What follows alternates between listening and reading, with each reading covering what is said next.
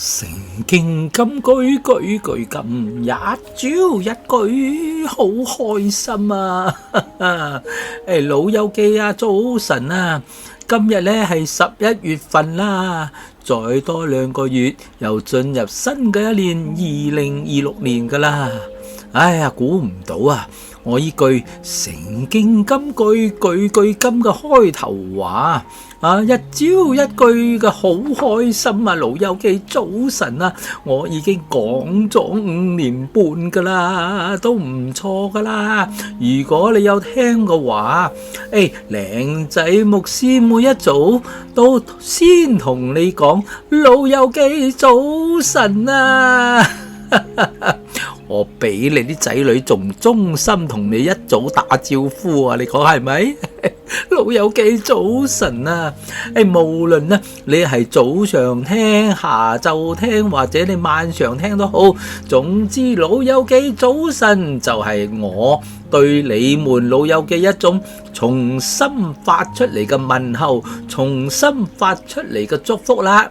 以後你聽到靚仔牧師話早晨啊，你心中都可以回應我噶嘛？阿靚仔牧師你都早晨啦，驚你唔記得我啊！好啦，今朝早嘅金句係馬可福音1章35節，次日早晨天未亮嘅時候，耶穌起來到曠野地方去，在那裏祈禱啊！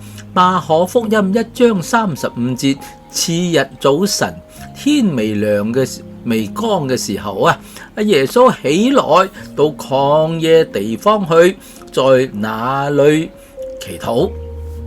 嗱，有一位細佬哥去咁嘅祈禱啊，親愛嘅主耶穌，我答應你，從今日開始1個月啦，我每日都會乖乖嘅。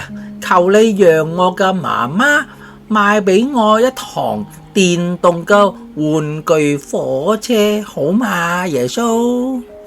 冇幾耐呢，細佬哥又諗下，1個月太耐啦。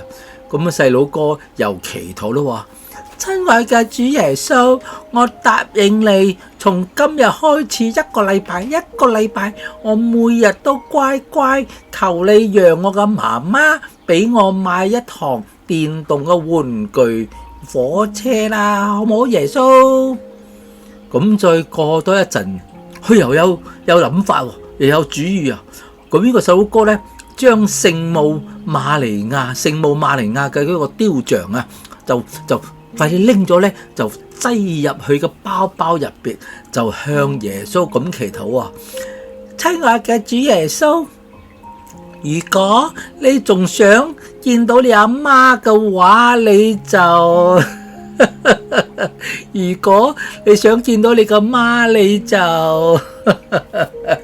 當然係開玩笑噶啦。細佬哥嘅祈禱好似點啊？好似威脅耶穌啊！你再唔聽我嘅祈禱，你再唔聽我嘅祈禱，你就冇得見你阿媽咁，去將佢嘅阿媽咁收起嚟咁啊！哎呀，你再唔快啲俾我呢個，唔快啲俾我嗰個，唔係我就將你嘅阿媽收埋啊！嗱，耶穌真係咁容易俾你威脅咩？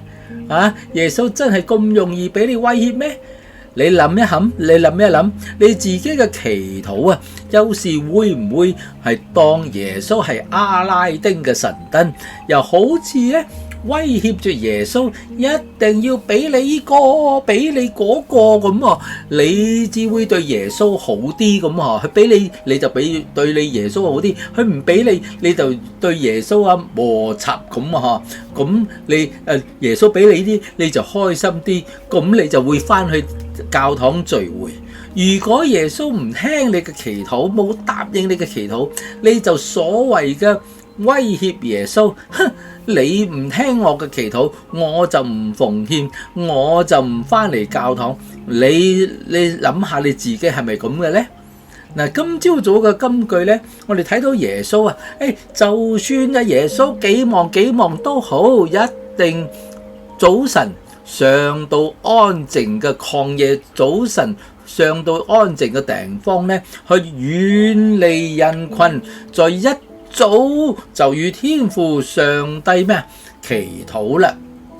嗱，耶穌嘅祈禱唔係為着佢自己愛呢啲愛嗰啲，唔係為着得着呢啲又嗰啲咁喎，佢唔係威脅上帝一定要聽佢祈禱。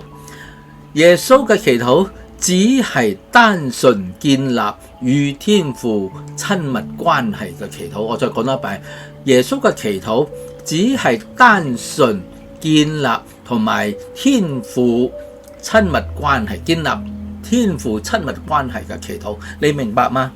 嗱，最驚我哋嘅祈禱啊，通常都係為自己嘅好處、自己嘅益處嚟祈禱。